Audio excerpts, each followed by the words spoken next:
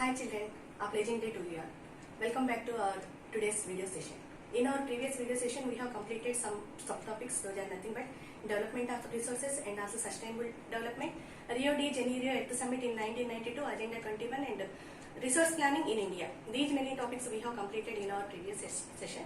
In this class, we are going to learn some more subtopics. Those are nothing but conservation of resources, land resource.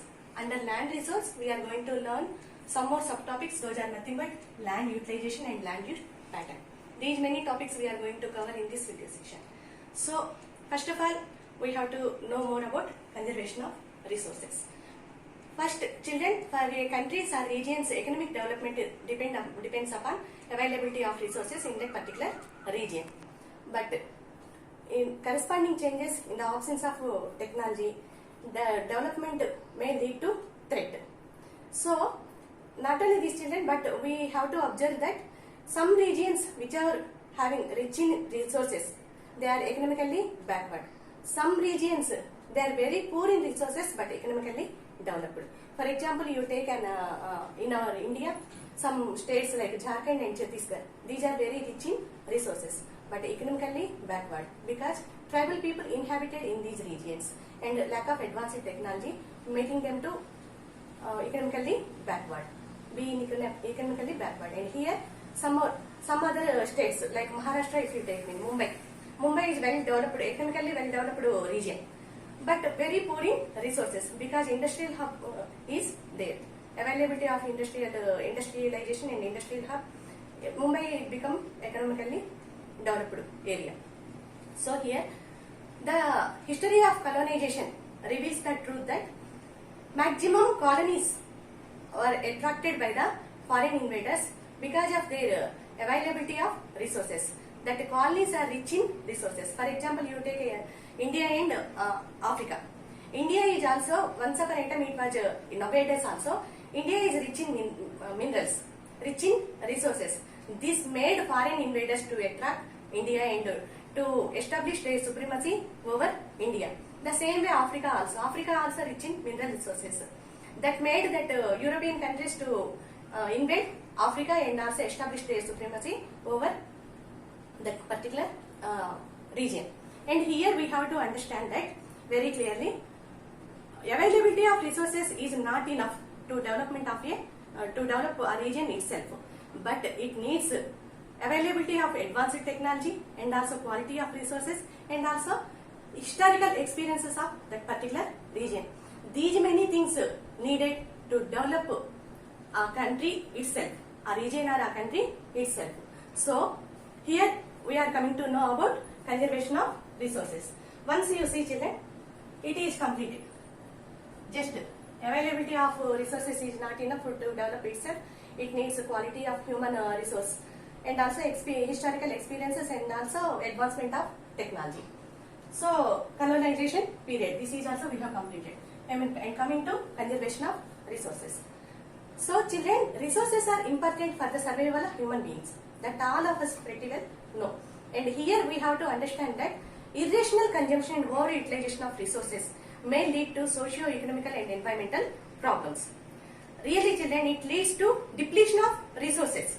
And in this concern, Gandhiji quoted one quotation, that is, there is enough resources for anybody's need, but not enough for everybody's greed. So once again children, the same sentence, there is enough resources for everybody's need, not for anybody's greed. So he placed it in this sentence, selfish individual and also exploitative nature of modern technology, which is root cause for depletion of resources over India. And coming to here, and he also he was against that mass production, and also he wanted to replace that mass production, that production with the masses. I hope you understood very clearly children. He was against mass production. He did not want to produce mass production, but in the place of by using technological equipment, you getting more production by taking work from the masses. Masses mean a group of people. It will give employment to the people also.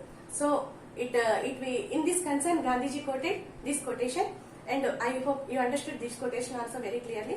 So, irrational consumption and overutilization of resources is the root cause for depletion of resources in our India. And coming to land resources. So here we have to understand, children, land resources. Land is most important resource for human survival. It is utmost important for the wildlife and human life, and also transportation, communication, vegetation, and etc. N number of uses are there with land. And also we have to keep in our mind, land is in limited amount. Land is finite magnitude.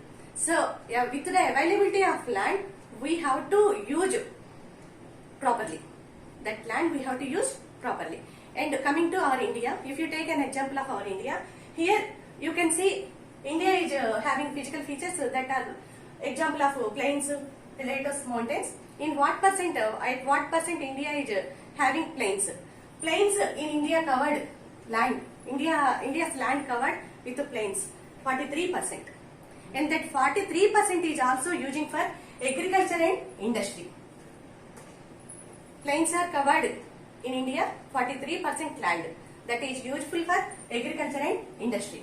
And here coming to plateaus. Plateaus are 30%, but plateaus are very rich in mineral resources. And also coming to 27% of mountains. Mountains are ensure flow of perennial rivers, tourism, and also ecological aspects. So land is divided among these three regions in India. 43% occupied by plains. That is good for agriculture and industry. 30% is covered with rich in mineral resources, and also 27% covered in mountains. That is also good for ensuring flow of perennial rivers, tourism, and ecological aspects. Hope you understood that land in what way we are utilizing.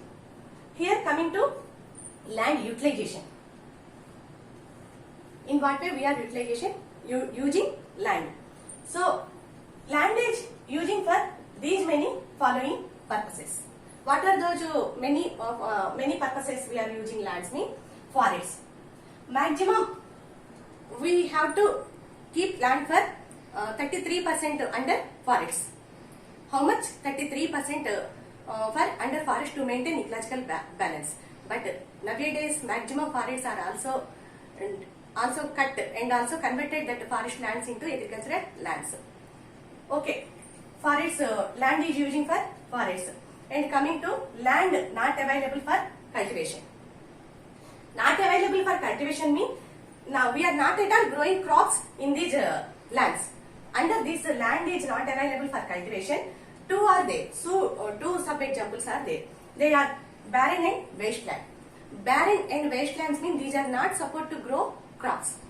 Just we have to leave it for empty without growing any crop. And land put under non-agricultural uses. Non-agricultural uses mean that land is already occupied by constructing buildings and industries, roads, factories. This is not at all. However, we are not using this for growing crops. And third one, other cultivated land. Land is useful for cultivation, but that excluding fallow land, I will explain later the meaning of fallow land. Here, other cultivated land. Land is cultivating, but using for other things. What are they? In this other cultivated lands, 3 more examples are there. Those are permanent pastures and grazing land.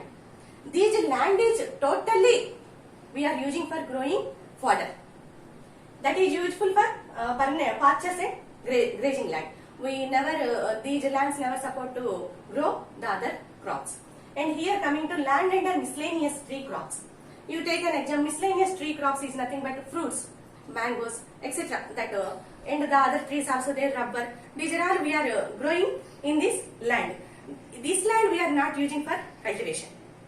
So this is also this miscellaneous tree crops is coming under other cultivated land. We are not taking into measurement. So the third one is cultivable wasteland, left uncultivated. This cultivable wasteland. This more than 5 agricultural years we are leaving that land without growing any crops. So these are the 3 sub examples for other cultivated land. Excluding fallow land I told you. Now I am going to explain about fallow land. Here fallow land, left uncultivated for 1 or less than 1 agricultural year.